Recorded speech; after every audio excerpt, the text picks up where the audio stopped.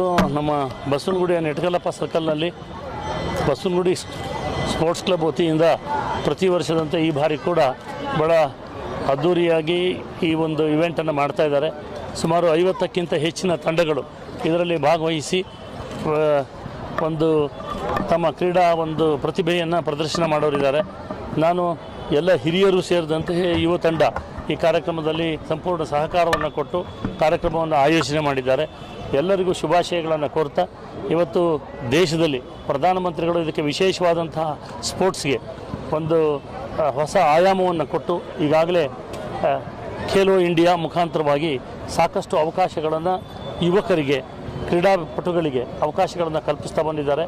ಇದನ್ನೆಲ್ಲವನ್ನು ಸದ್ಬಳಕೆ ಮಾಡಿಕೊಂಡು ಇವತ್ತು ಎಲ್ಲ ಯುವ ಕ್ರೀಡಾಪಟುಗಳು ದೇಶದಲ್ಲಿ ಒಂದು ಕ್ರೀಡೆಗೆ ಹೆಚ್ಚಿನ ಒಂದು ಪ್ರೋತ್ಸಾಹವನ್ನು ಕೊಡಬೇಕು ಅಂತ ಹೇಳಿ ನಾನು ಕೇಳ್ತೀನಿ. ಮೊಬೈಲ್ಗಳ ಅವಳಿ ಜಾಸ್ತಿ ಆಗಿದೆ, ಕ್ರೀಡೆಗಳಲ್ಲಿ ಏನಂದರೆ ಮೊಬೈಲ್ಗಳಲ್ಲಿ ಆಸಕ್ತಿ ಜಾಸ್ತಿ ಆಗ್ತಾಯಿದೆ, ಕ್ರೀಡೆಗಳಲ್ಲಿ ಆಸಕ್ತಿ ಕಡಿಮೆ ಆಗ್ತಾಯಿದೆ. ಇವತ್ತು sound mind in a sound body ಅಂತ ದೈಹಿಕವಾಗಿ ನಾವು ಸದೃಢವಾಗಿದ್ದಾಗ ಮನಸ್ಸು ಕೂಡ ಸದೃಢವಾಗಿರುತ್ತೆ. ಸಣ್ಣ ಮಕ್ಕಳಿಗೆ ಕೈಲಿ ಮೊಬೈಲ್ ಕೊಡೋದನ್ನು ಬದಲು ಅವ್ರ ಕೈಲಿ ಕೇರಮ್ ಬೋರ್ಡು, ಚೆಸ್ಸು ಈ ಥರದ್ರಿಂದ ಪ್ರಾರಂಭ ಮಾಡಿಸಿ ಅವರ IQ ಕೂಡ ಜಾಸ್ತಿ ಮಾಡೋ ಪ್ರಯತ್ನ ಮಾಡಿ ಫೀಲ್ಡ್ಗೆ ಇಳಿಬೇಕು. ಅವರು ನಮ್ಮ ದೇಶೀಯ ಕ್ರೀಡೆಗಳಾದಂತಹ ಕಬಡ್ಡಿ, ವಾಲಿಬಾಲು, ಲಗೋರಿ ಈ ಥರದ್ದನ್ನೆಲ್ಲವನ್ನು ಆಡೋಕ್ಕೆ ಶುರು ಮಾಡಿದರೆ ಅಲ್ಲಿಂದನೇ ಖೋಖೋ ಈ ಎಲ್ಲ ಆಟಗಳನ್ನು ಆಡಿಕೊಂಡು ದೇಶೀಯ ಕ್ರೀಡೆಗಳನ್ನು ಪ್ರೋತ್ಸಾಹ ಮಾಡ್ಕೊಂಡು ಬಂದರೆ ಖಂಡಿತವಾಗಲೂ ಮಕ್ಕಳು ಎಲ್ಲ ರೀತಿಯಲ್ಲೂ ಸಮಗ್ರವಾಗಿ ಬೆಳೀತವೆ. ಆದ್ದರಿಂದ ಮೊಬೈಲನ್ನು ಸೈಡಿಗಿಟ್ಟು ಮಕ್ಕಳು ಈ ಕಡೆ ಗಮನ ಕೊಡಲಿ ಅಂಥೇಳಿ ನಾನು ಆಶಿಸ್ತೀನಿ. ನಮಸ್ಕಾರ. ಇವತ್ತು ತುಂಬ ಖುಷಿ ಆಗ್ತಾ ಇದೆ. ಮೊದಲನೇದಾಗಿ ಇವತ್ತು ನಮ್ಮ ಮಾಜಿ ಪ್ರಧಾನಿಗಳಾದ HD ದೇವೇಗೌಡರು ಹುಡ್ದಬ್ಬ ಇದೆ. ಅವರಿಗೆ ದೇವರು ಸಾಕಷ್ಟು ಶಕ್ತಿ ಆಯುಸ್ಸು ಕೊಟ್ಟು ಕಾಪಾಡಲಿ ಅಂತ ಕೇಳ್ಕೊಳ್ತೀನಿ. ಹಾಗೆಯೇ ಇವತ್ತು ನಮ್ಮ ಬಸವನಗುಡಿಯಲ್ಲಿ ತುಂಬ ಖುಷಿ ಇದೆ. ನಮ್ಮ ಯುವಕರಿಗೆಲ್ಲ ಒಂದು ಖುಷಿ ಏನಂತ ಹೇಳೋದಂದರೆ ತುಂಬ ದಿವಸದಿಂದ ಕನಸು ಕಾಣ್ತಾಯಿದ್ರು.